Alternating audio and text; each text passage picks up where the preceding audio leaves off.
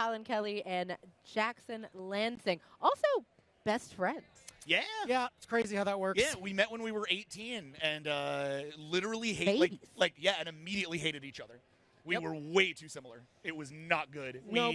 We had a mutual friend, our buddy David Server. We used to come to Comic-Con with him when we were like right in college. And Yep. I was too similar to Colin. He was too similar to me. Yep. He wrote me as the villain in one of his pilots. It was bad news. Yep. And then I just really couldn't handle the fact that like my best friend had a new best friend.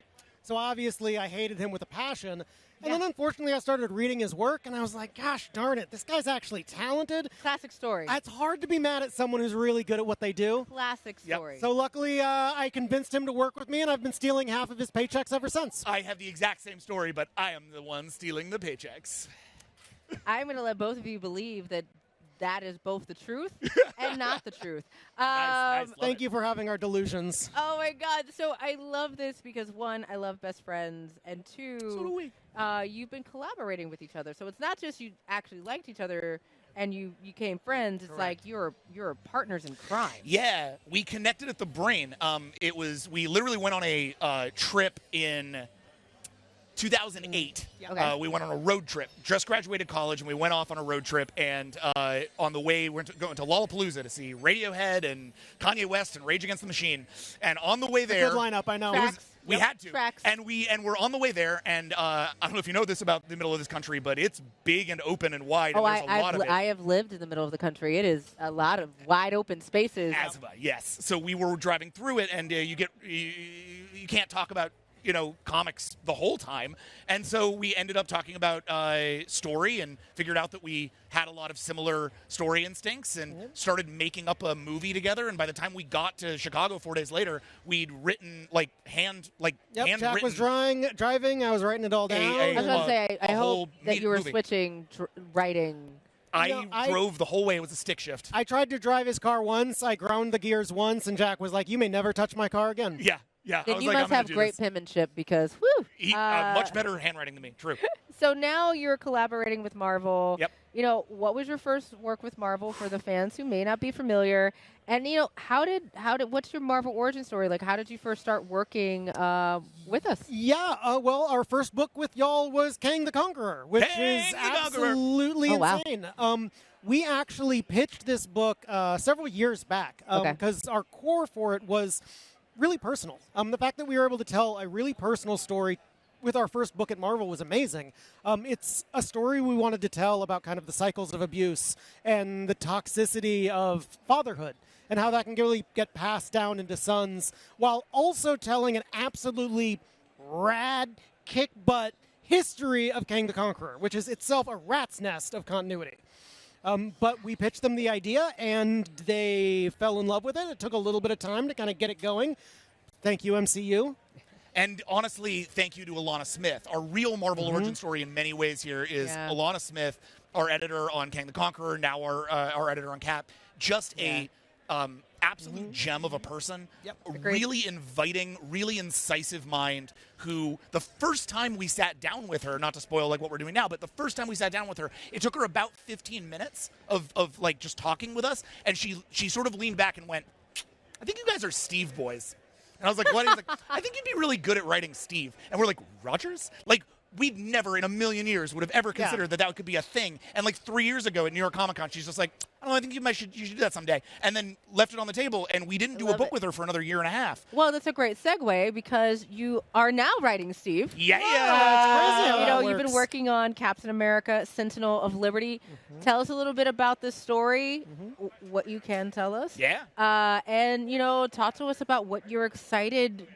It's Captain. It's Captain America. Yeah. I mean, look, Steve Rogers is both of our favorite superhero, like straight up. He was Collin's My very first comics I was ever getting through the mail. They were coming folded up and stuffed into my mailbox, just like you love a good comic. And folded Folded. folded with creases in it. Oh, I love it. And we Pain.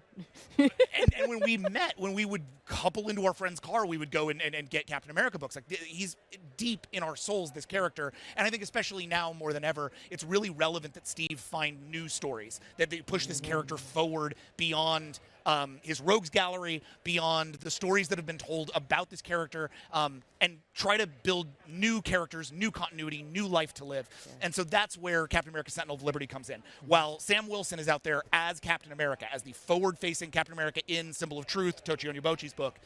Meanwhile, shout out to Tochi. Yeah, shout out to Tochi, an absolute genius who we are so happy to be collaborating with. Just quickly became our brother. Like, love this guy. Our first collaborative meeting with him, we talked about maybe for like 3 or 4 minutes before we're like, oh, wait a minute, is that anime on your back? Yeah, are we just going to talk about Evangelion for an hour? Oh, okay, all right. We're best friends now. I'm not going to lie, that's the first thing. We actually stopped in the middle of our first interview, and I was like, what is that on your back wall, Tochi? Yep. But, he wears it on his sleeve. So, Steve, in your book, as we have Sam out in the world, having this banner of Captain America, where is Steve? Steve is back where he grew up. He's showing up to his apartment in Lower Manhattan that he grew up in as a young kid. Yeah. People might know the MCU Cap as having grown up in Brooklyn, but Marvel Universe Cap grew up in Lower Manhattan in a little tenement building, in a little apartment. In Lower Manhattan, most of those tenement buildings are still around. So he's moving back into the same apartment that he grew up in, around normal people, down the way from a young kid who needs some help with bullying, down the street from a community college where he can take digital art classes. He has to learn Procreate. I mean, like, you can't, if you're going to be an artist, which is, his favorite thing to do, besides punching fascists, obviously. Correct. It's like, well, he's got to learn how to digital art. Photoshop's a real bear. And I think the core for us is, like, Steve knows that Sam is out there repping the flag. Sam is out there being Captain America. So for the first time in a long time, Steve can just explore what it means to be Steve. And, like, yes, he has the suit, absolutely. The shield is incredibly important to him, but it was important to us. And Carmen Carnero, our incredible artist. Born to draw Captain America. One of the greatest Captain America artists of all time. I don't know how we got so lucky to get stuck with her. She's the best. Yeah. Yeah, she's fantastic. Holy cow. But just getting out of her way so that she can bring us that great Steve content. Yeah. And like we just talked, Kang obviously is about cycles of trauma and kind of the damage that a father can do to a son. Cap's the exact opposite. Cap is obviously not, he is a dad, but he's the best of us. He's the ideal that we can strive for, and he inspires. And I think that's going to be really important as we move forward, is like, this is a story about hope. Yeah. Like, we are optimists at our core. As much as the world is on fire, like, we have to believe that we can pull it up. But the challenge to Steve's world is going to come in the form of a revelation about the true nature of his shield. And I know that that's a thing that gets teased a lot, like, what does the shield mean? But we are giving a definitive answer to not what the shield is, but what that symbol, those rings, that star, those colors, what that means. And it's not America. It's something much deeper, it's something much more ingrained, and it's something much more sort of personally connected to Steve than he could ever expect. And so as that starts to engage with him and Bucky Barnes, who's very much our co-lead in the book, we're going to really see these two men pushed to extremes, to opposites, and to a potential breaking point between two best friends, which, given who we are, feels like a very personal... Oh, I'm sorry. You all right? Aww. Given who we are, really means that the story ends up being very personal to us. Yep. I love it. I am so excited for everybody to get their hands on this book and this story, and I cannot wait to read it. I got to ask, though, I got to say, we cannot ignore what is around us. We are here at San Diego Comic-Con. You seem like two epically... just nerdy. Yeah, I was looking for a better way to say it, but no. Very, very nice of you, but yeah, we're big nerds. So we are all nerds. What are you most looking forward to at San Diego Comic-Con? I honestly feel like I've already hit the thing that I'm really excited about here, which is being back among our people. This is our first con back.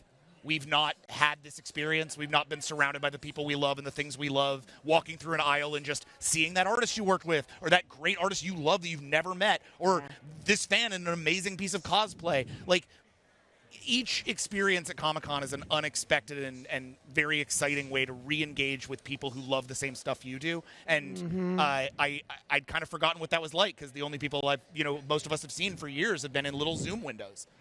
And this guy. Yeah, and this guy. I am looking forward to 3 o'clock on Friday or on Saturday. Our Marvel Spotlight on hot new talent. I feel like it's been, we did our first Ashcan. The first comics we'd ever done was at this convention 9 years ago. Yep, wow. 9 years ago. And to go from, a little celebrity book, 8 pages of a little celebrity book, to being on Marvel's, being on the Next Big Thing panel, a panel that we have gone to as fans for like 15 years, is completely insane. So we're going to be on there with Chris Cantwell and Remvi, who are two of our close comics brothers. I can't wait to do it. It's going to be amazing. Yeah. I love it. I am so excited that y'all had the opportunity to stop here on Marvel Live. Thank you, Jax, Collin. Thank you so much.